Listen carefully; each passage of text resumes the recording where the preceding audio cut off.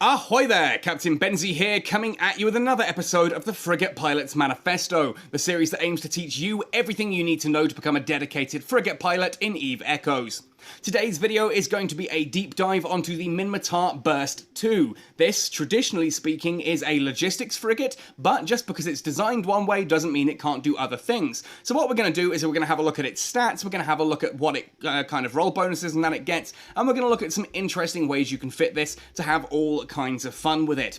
Now, as usual, this series does expect that you've gone through the Catskull Academy so that you are familiar with terms like prop, tank, understanding how your capacitor works, all that kind of thing. So if you haven't already, I've put a link on screen at the top right and in the description below for you to go check out the Catskull Academy playlist and make sure you are up to date on that.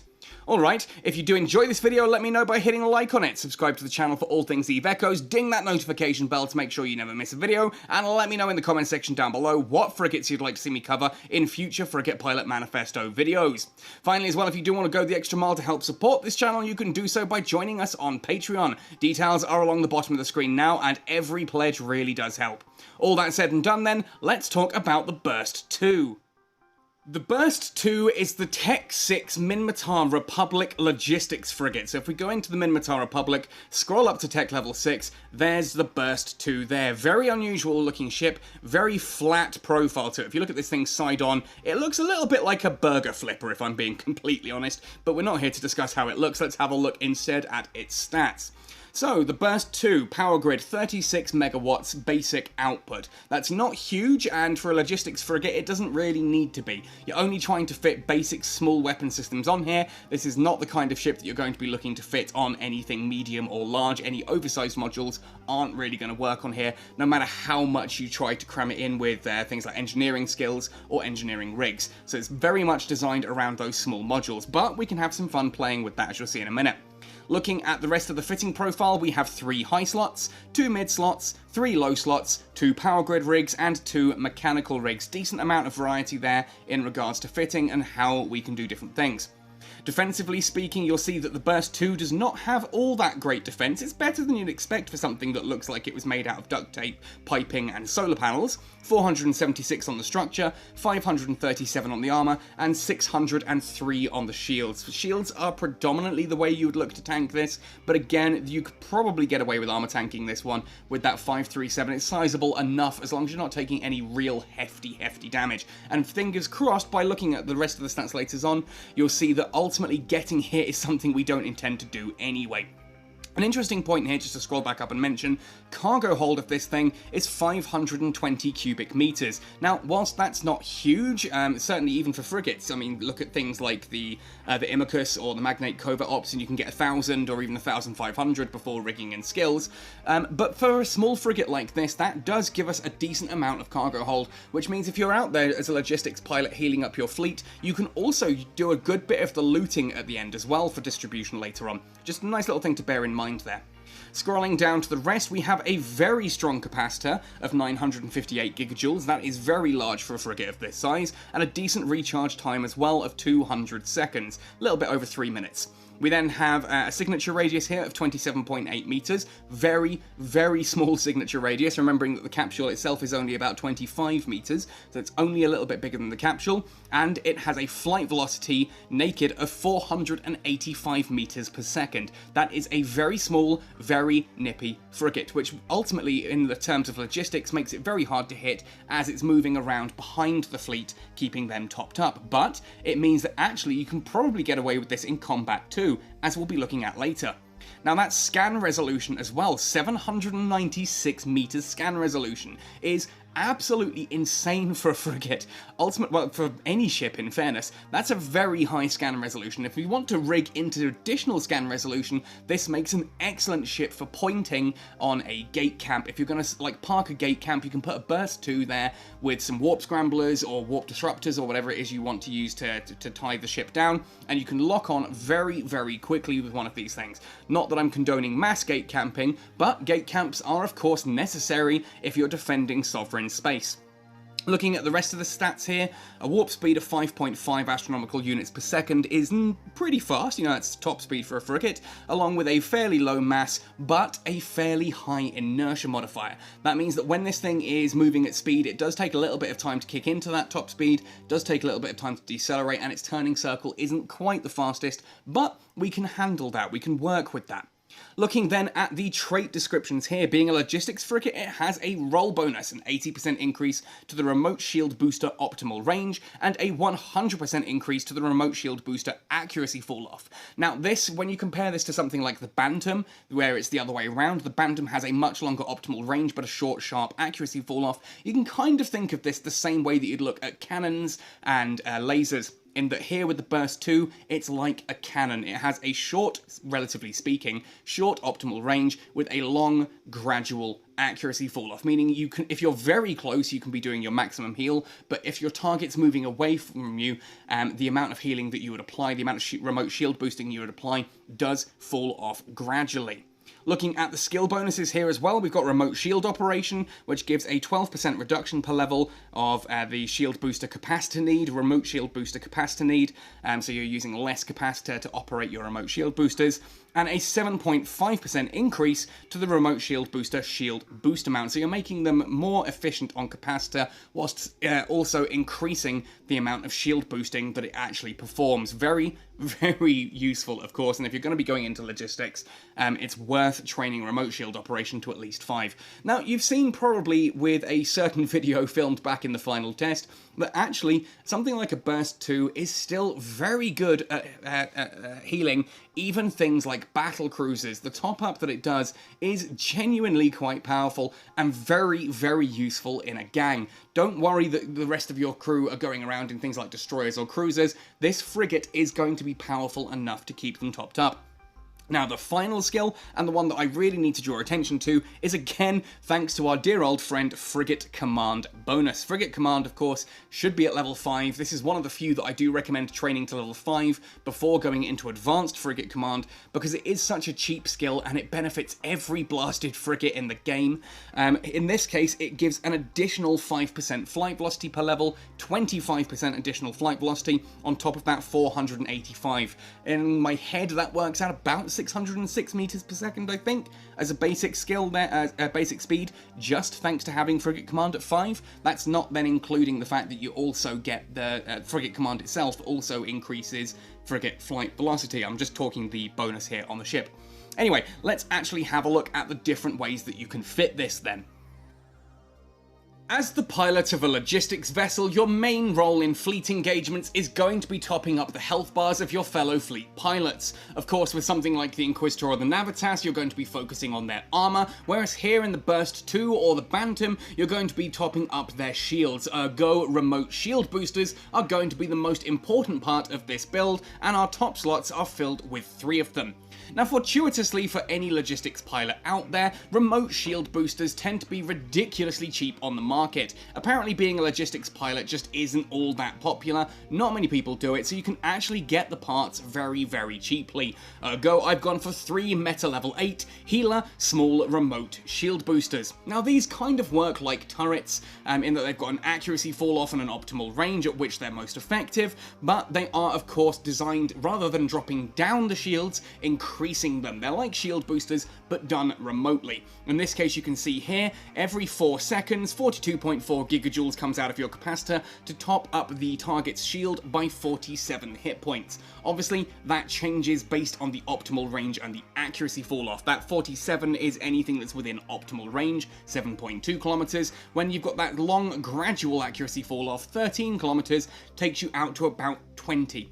So sitting at 20 kilometers, you'll be doing about 23-24 hit points worth of healing per activation cycle, and of course that drops off further as we go down towards the maximum range, theoretically, of about 33 kilometers. Good long range to these things, thanks to the Burst 2's bonuses.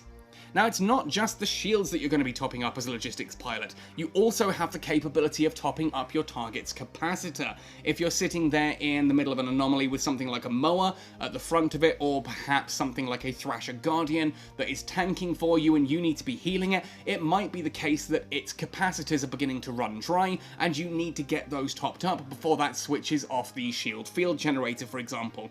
Now, these are kind of like reverse energy Nosferatus. Instead of transferring energy out of their capacitor into yours, it transfers energy from your capacitor into theirs, and there is a cost to this. As you can see here, this Knight small remote capacitor transmitter activates at 38.5 gigajoules and only transmits 32 gigajoules, so you can't do a full cycle of just keep topping up everyone's capacitor. It does lose some in transit, so to speak. And that activates every 5 seconds, and it's got an accuracy fall off of 5.25 onto an optimal range of 3.5. So you're pretty good anywhere between sort of 3.5 to 8 kilometers. That's where you're going to mainly be sitting if you're needing to top up someone's capacitor. Now, of course, with capacitor transmitters and with remote shield boosters, your own capacitor is going to be at a bit of a premium. Hence, we've got 2 Acolyth small capacitor batteries plugged into here. Obviously, you can go for the higher ones if you can get your mitts on them. I couldn't. You'll see what these do is they increase your natural capacitor by 156 gigajoules each, and you can activate them to dump in an additional 250 gigajoules that lasts either for 25 seconds or until it's used. Now, ultimately, that just means that when you get one of these things, when you activate it, you get a burst of additional juice into your capacitor that you can use to start transmitting into someone else's capacitor, or to keep your shield boosters working, that kind of thing. And you also, you see at the bottom here, additional capacitor ratio upon activation, 18.8%. It means that your capacitor underneath your actual ship's capacitor starts recharging a little bit faster as well. And by having 2 of these, the fact that it's got a reactivation delay of 60 seconds doesn't mean much. You can kind of go straight into a fight, dump one of these into your capacitor straight away, wait for its cooldown to hit 30 seconds, activate the second one, and then just keep cycling them like that. And that'll give you the maximum amount of capacitor over a period of time. Now, obviously, looking at this particular ship, you can see its capacitor says it's only 1 minute. That is, of course, with everything active. If you are running 3 remote shield boosters, both your capacitor transmitters, both the batteries, and the afterburner all at the same time, then yes, you are going to burn through your capacitor in about 1 minute. That is a very short amount of time, but you're never going to really have everything active. You should have basically your 3 remote shield boosters. You put them onto your target, and then you switch them off one by one just to see how much you actually need to apply to a specific target. And it's very rare that you need to spread that out across multiple targets. If you do, you probably should be bringing an additional logistics frigate as well, just to help with that. If you're taking that much damage, bring an additional burst to it. That's the easier way to do it, in my opinion there. But with those 2 batteries, this can actually last a deceptively long time, and there are times when I've been healing a fleet and I'll last easily like 8-9 minutes before I'm beginning to get a little bit low and worried about, okay, this fight needs to end soon, at which point I can kind of just sit there, let someone else do the job, and then I just top back up again for a brief period of time. Now, the final low slot here is a Ranger small afterburner. Now, the reason I've gone for this is obviously we need to be able to move quickly around the battlefield to maintain optimal range onto whoever we need to heal or transmit capacitor to. I could go for a micro warp drive, but remember, the installation of a micro warp drive reduces your ship's maximum capacitor by 25%. Not good when you're going to be needing capacitor as a whole. Yes, you can get around the battlefield faster, but frankly, your job is healing. You need your health. You need the ability to actually heal more than you need the ability to move. You can plan around moving. You cannot plan around your capacitor running out. That's kind of a hard point to deal with. Now, for rigs here, focusing on the mechanical rigs, I've gone for 2 semiconductor memory cell prototypes, just prototypes for this particular build, to showcase that it is possible with these. These are pretty much all you need. You can go and spend the 150 million or however much these cost for the tier 2 variants, but in all fairness, you don't really need to. You shouldn't need much more capacitor stability than the 2 rigs here provide. Now, Excoundrel did a fantastic video, which I will link in the description below, explaining why the semiconductor memory cells are better than the recharge rate rigs. I go for 2 of these anyway, because there's no penalty on them.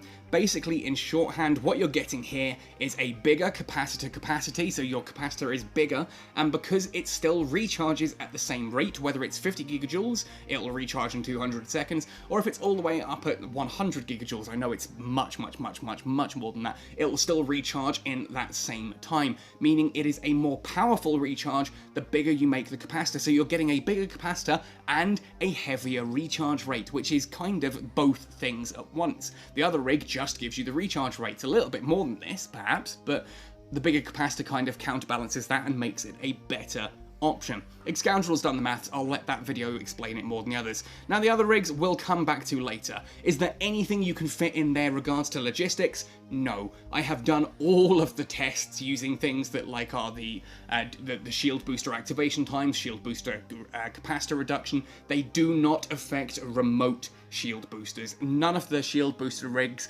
affect remote shield boosters, which quite frankly I think is a bit of a shame actually. It'd be nice to see a reason to use those rigs a bit more often, help drive the price of those up as well so that people can actually start selling them. Because right now rigs are basically, there's what? I think maybe 7-8 rigs that just sell for ridiculous amounts, and everything else is kind of seen almost as useless. So I'd like to see a bit more variety, and I think that changing those shield booster rigs or the armor repairer rigs so that they affected the remotes as well would just help that somewhat. But basically what you've got there is the logistics fit for the Burst 2.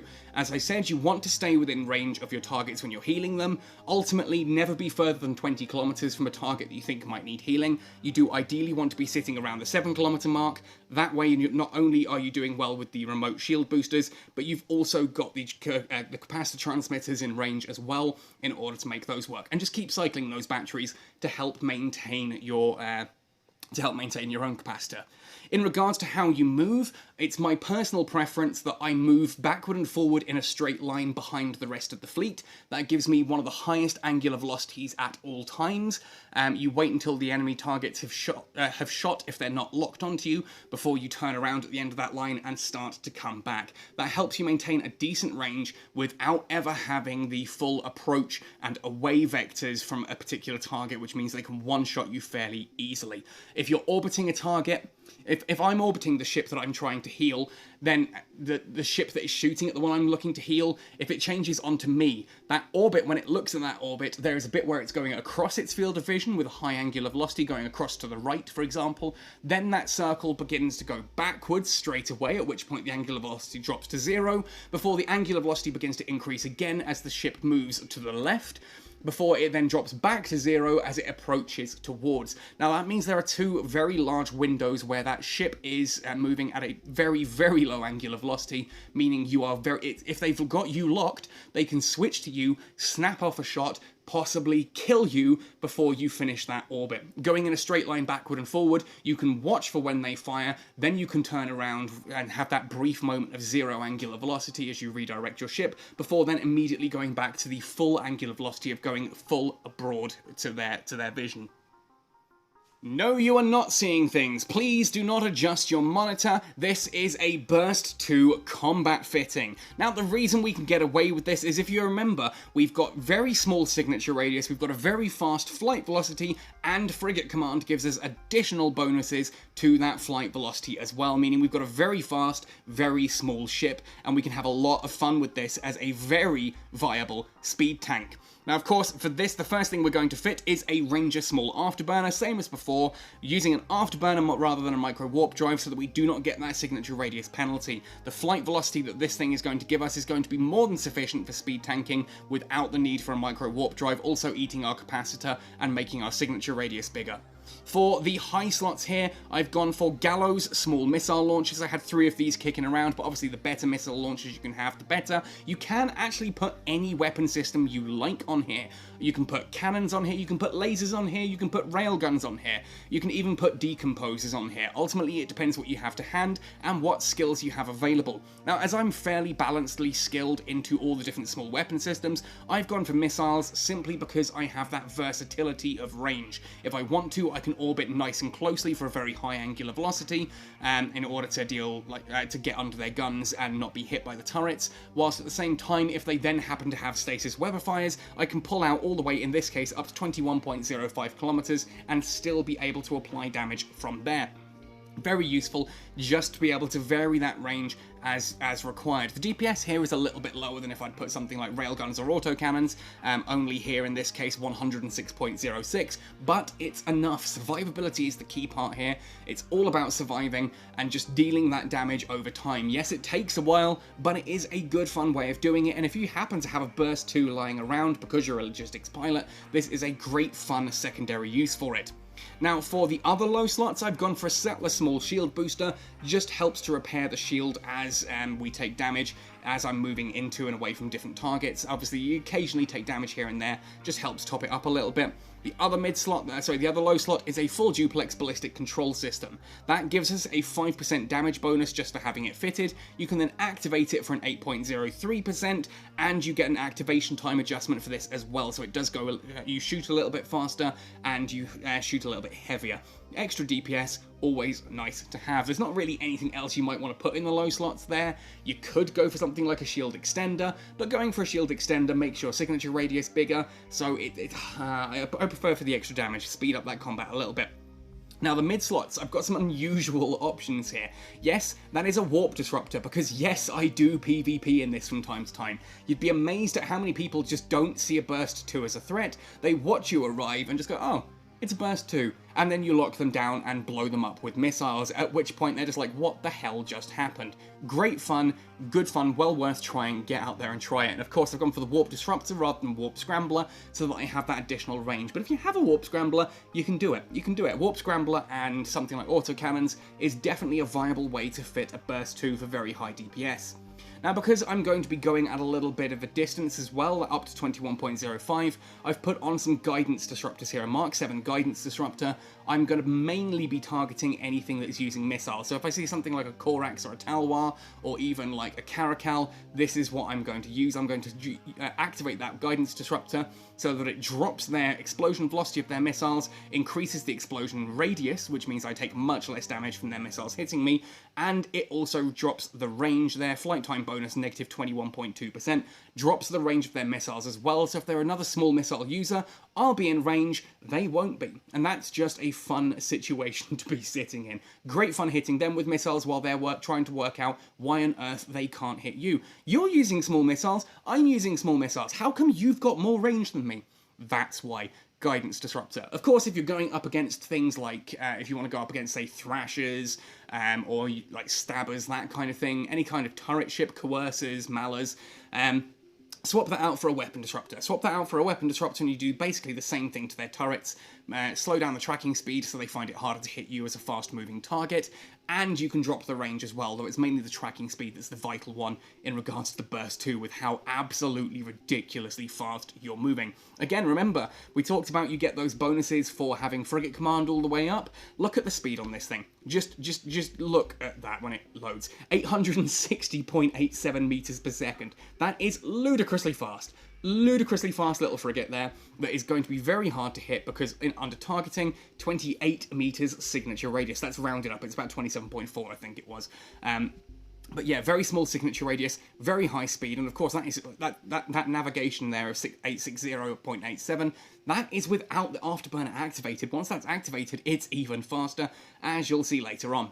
Now, this is where the rigs come into play, and I shouldn't have closed down the fitting window, where we looked at them briefly earlier. We've still got the exact same fittings. This is the same burst 2 as we had before. I've just taken off all the logistics gear and put on the missiles and stuff instead. I've gone for a warhead heating catalyst for a bit of extra damage there, and the loading accelerator prototype for an activation time adjustment, just extra DPS. Obviously, if you do find that this is a ship you're really enjoying using, you can go for the non-prototype versions of the rigs. I just thought, hey, let's keep it nice and cheap, nice and easy to use, and we'll showcase that that is going to be sufficient for most people's needs. And it's a decent amount of DPS, considering this is mainly a logistics frigate, 106.06. And again, that is with missiles. You can put torpedoes, you can put lasers, beams, or pulse, you can put snub-nosed or rifled railguns, you can put autocannons or even strike cannons on there. Whatever takes your fancy, whatever you happen to be skilled into. Now, talking about whatever you've skilled into, let's have a look at the relevant skills for flying this Burst 2 frigate.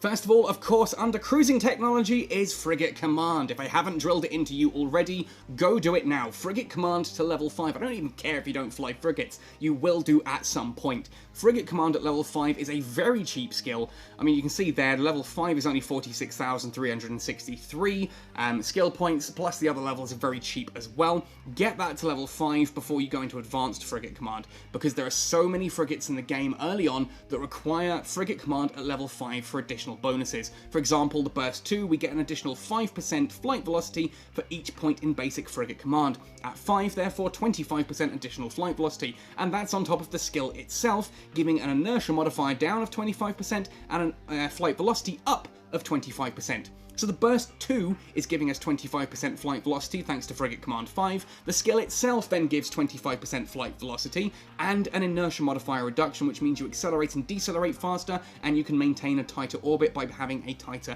turning circle. Very, very useful. Obviously, if you take Frigate Command into Advanced, you still get those inertia modifier and frigate velocity, and there are some advanced frigates later that start taking skills from Advanced Frigate Command, but for the Burst 2, it's only basic Frigate Command that really affects the ship all that much, and that's the one you should be training very, very quickly.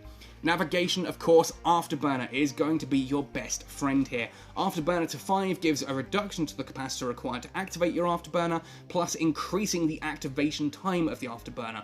Basically, if you had a choice between paying £100 rent a month or paying £80 rent every 6 weeks, which would you do? Of course you'd go for the 80 every 6 weeks, and that's kind of what's happening here. You're reducing the amount that you have to pay, and you're increasing the time between payments. Finally, you get that Afterburner velocity bonus of 20% extra as well, which makes your Afterburners just flat out better. And of course, this affects any other ships too. If you're just dabbling with frigates, Afterburner is still an excellent skill to have, because if you're fitting medium or even large Afterburners to different ships, they benefit from this skill. Now, beyond this as well, if we go across into maintenance technology, shield operation can be useful, certainly as we're going to be using the shield on the combat build, but if you're going for the logistics build, remote shield operation is your friend. Remote shield booster capacitor need down, remote shield booster optimal range up, group shield booster mount, and group shield booster power grid need as well. We don't need to worry too much about those last ones. You can fit them onto a logistics frigate. It's not something I've recommended for this Burst 2 build, but to mention it very briefly, group shield boosters are essentially pulsing modules that you can fit into your mid slots. They do use fuel, so you'll need to put something like heavy water or plasmids into your cargo hold. When you activate that, they hit everything in a sphere around you and heal those up as well. Useful if you're going to be sitting in the middle of a fleet, which quite frankly, because it's got those long, drawn out accuracy fall-offs, the Burst 2 doesn't really. It's better to have that capacitor transmitter, I find, than the group shield boosters. But anyway, we're kind of going way off topic here.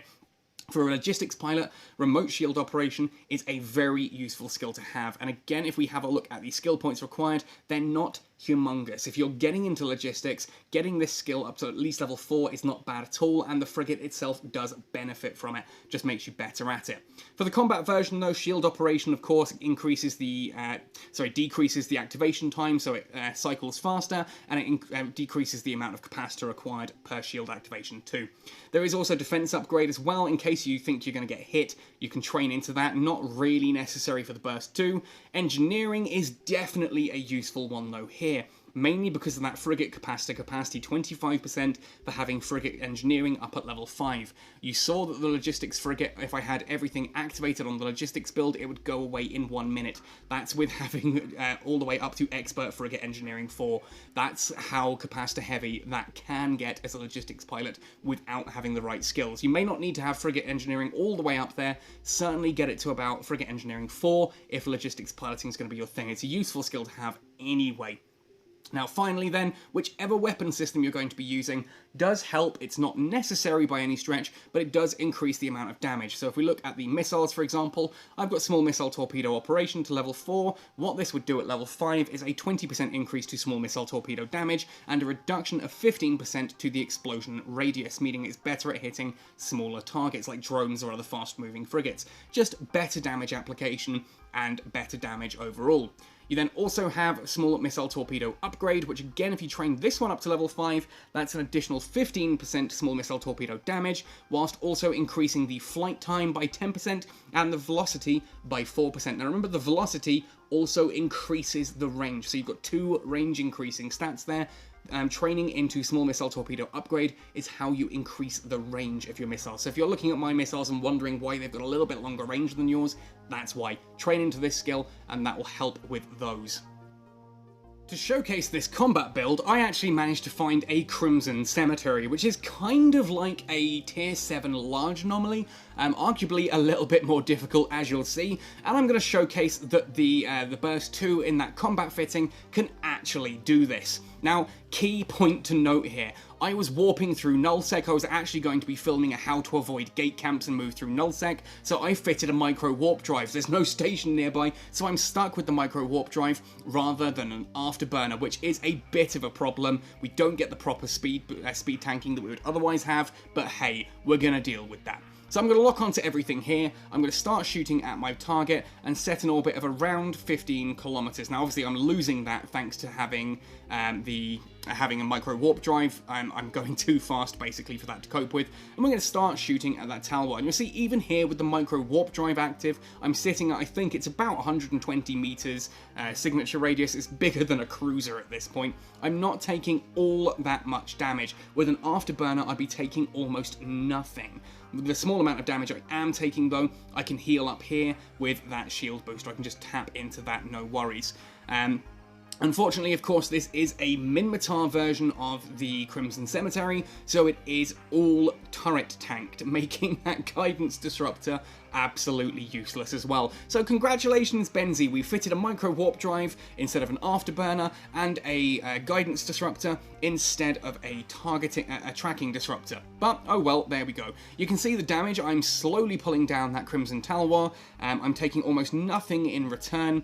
Nice and easy for me just to pick off these targets one by one by one. Now I'm not going to sit here and go through this entire video. I am actually recording over footage here. I recorded all of this whilst I was doing it, so that I could then do this like voiceover later and talk about what I was doing.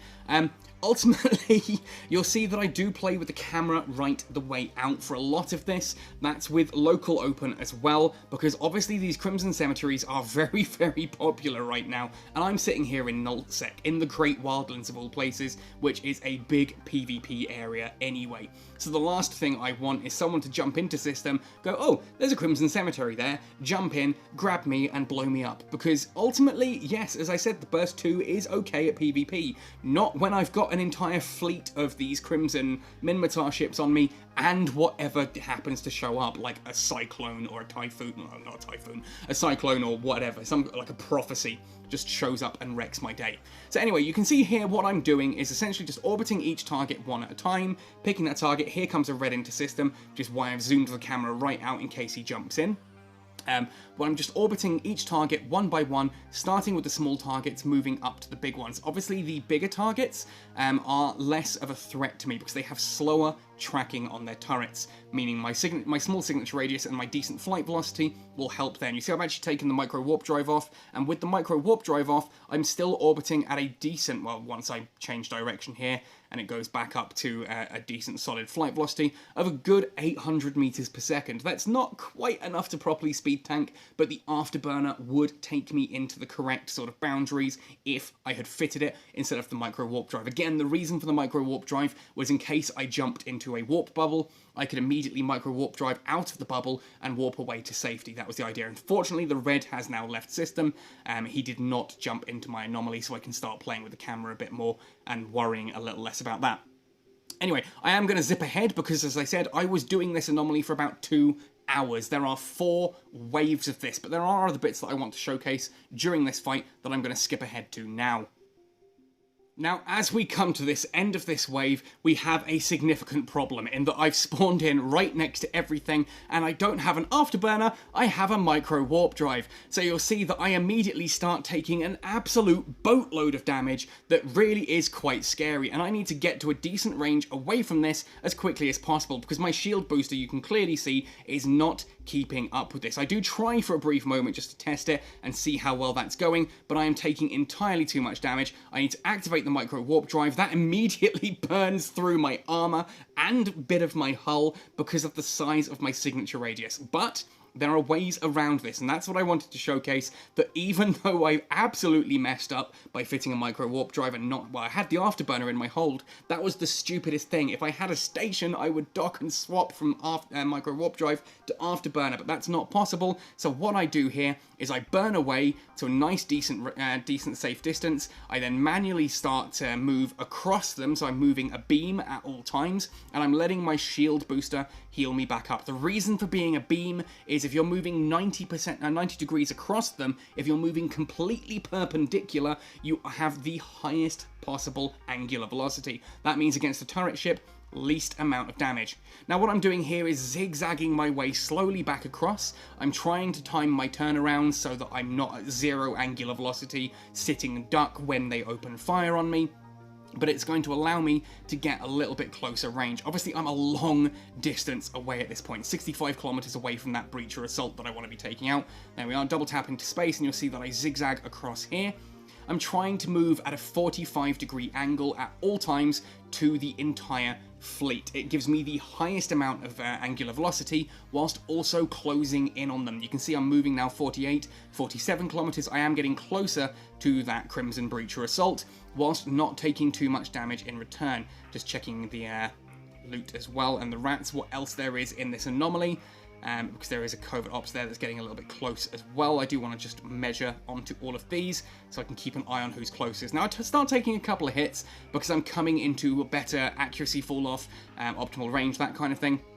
But now that we're at 21 kilometers, 20 kilometers, I can activate everything and try and take out that breacher as quickly as possible. You'll see that again, I'm now into optimal range of a lot of the turrets on these ships, meaning only my velocity is saving me from taking extreme damage, and I do take quite a bit of damage here as we go. Obviously, the missiles also take a little bit of time to cycle around.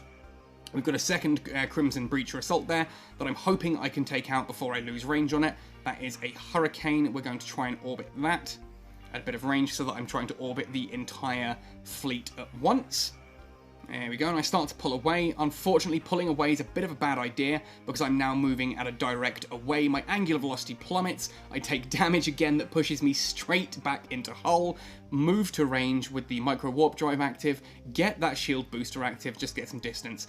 Basically, manual target. Don't try and take the shortcut of trying to use an orbit around one thing in the center of the fleet. That's not going to work, as I've showcased there. But even then, I can now start moving on to my different target. I'm now at a safe distance. I can start licking my wounds with that shield booster and getting that topped up. And then eventually I am going to move back in and start to try and get a little bit closer piece by piece here. This is just because it's such a big wave. That first wave was small enough that my shield booster could deal with the amount of damage that I was taking, and the 800 meters per second flight velocity that I had was sufficient against the targets I was shooting at. Once I've got a larger fleet, suddenly there are more people shooting at more frequently. That means there are more chances to be shot during those low angular velocity segments of an orbit. So anyway, again, I'm going to pause. I am going to skip ahead a little bit because there's more stuff that kind of happens in this one that I just want to talk about and showcase. At this point, we are in Wave 4. I have soloed all the way to Wave 4, and Sean Wolf has finally made his 13 jumps out to come and join me. Ultimately, at Wave 4, I'd been doing this for 2 hours. By the time Wave 4 spawned, I was like, I'm not sure I can handle this on my own. I can clear it, like, you know, I've got no question that the ship can do it, and that I could do it with this ship. It's whether or not I have the willpower to sit through another hour of this wave. So I called in Sean Wolf, and eventually Red King joined as well. with a Condor 2, and I'm not actually sure what Red King was in, but ultimately the two of them did make about 13-14 jumps to come and join me, and they came out, bless them, just to help me clear this last wave a little bit faster. So I just wanted to jump ahead and give a big thank you and a shout out to both Sean Wolf, who you can see on screen now, and Red King, who did not join during a part that I was filming. We did clear this anomaly quite happily, and I will showcase the loot in just a second to showcase what we got, because I know there's a lot of you going, oh, what did you get in the boxes? What did you get in the boxes? Was it anything nice? But what I wanted to showcase here ultimately is, you know what, this is a Burst 2. I'm doing a Tech 7 anomaly here, a very hard Tech 7 anomaly that has some humongous wave ships in it, just to showcase that you can do that in a logistics frigate fitted out with missiles. If you're looking at getting into like logistics, but you don't want to just buy a ship that you're not going to use all the time, here's just proof that the Burst 2 can still be used for combat as well. You are not just an entirely helpless logistics pilot, you can put guns on it and have a bit of fun too. I do apologise as well before we get to the crate opening section, because I know I want to showcase what we got in those. Before we get to that part, there is no PvP section in this video, sadly. I did go around looking for PvP. I wasn't able to find anyone who was remotely a good target. Like, literally, I came across a Gila and a Cinnabal, and I'm not convinced that a Burst 2 could take those out. And I'm all for having a ship blown up on video, you guys have seen that, but I'm not going to do it just pointlessly. No point just throwing the ship away like that. Anyway, let's go across then and have a look at what I got as a reward for this. So after 2 hours of anomalies, I ended up with 3 common haunted supply boxes and 1 rare haunted supply box. So let's open these up and see what I get. I'm hoping for some cool skins, but the modules could be awesome too.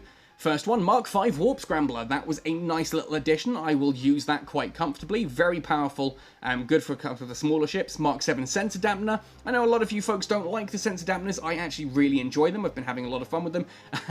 Mark 5, slightly disappointed with that one. The Mark 7 followed by a Mark 5. Mark 5, I'll use it, but only once the Mark 7 gets destroyed. Let's have a look then at the rare haunted supply box. That gives us a Mark 7 tracking disruptor. Okay, again, modules that I'll use. Those will all be fitted to ships. Those will all be used. So, yeah, not too bad. I was hoping for the Thrasher Fleet issue Halloween skin, but looks like I'm going to have to spend a couple of billion to buy that one off the market. And there we have it, everything that you need to know about everyone's favourite burger-flipping spatula frigate, the Burst 2. Yeah, okay, it's predominantly supposed to be a logistics boat, but I think we've proven quite categorically that this thing makes an excellent speed tank. Okay, yeah, the damage isn't quite as high as some other ships out there, but it is faster, smaller, and safer than a lot of the other ships you could be using. Go if you need something to be a really good speed tank, or if you're just a logistics pilot who's got a Burst 2 lying around and you're not sure what to do with it when you're not healing the fleet. Hopefully this has given you some inspiration. Also, just to think outside the box when it comes to looking at your frigates. Just because it's a logistics frigate doesn't mean you can't do combat with it. And in fact, because it's so small and fast moving, you could probably use this as a semi-decent hauler if you put some cargo hold rigs onto there, for example. I'm not going to recommend that as an option, but it's something that might be worth looking into for you if that's something that you do frequently and you're not convinced that something like the Probe Covert Ops or the like the Magnet Covert Ops or something like that will do it better for you. Give it a try, let me know what you think. Speaking of giving it a try as well, again, I do apologise that I wasn't able to find anyone for PvP in time for this video. Do let me know if you have any luck. If you outfit your Burst 2 for combat, jump into some PvP and manage to take someone out, please let me know. They are hilarious little kill mails, and I'll try and feature them in a future video just to say, hey, look what we found. Anyway, folks, thanks for watching. Hope that's given you some inspiration. Let me know what other frigates you want me to cover in a future video. Otherwise, thanks for watching right the way to the end. Happy sailing, and see you in New Eden.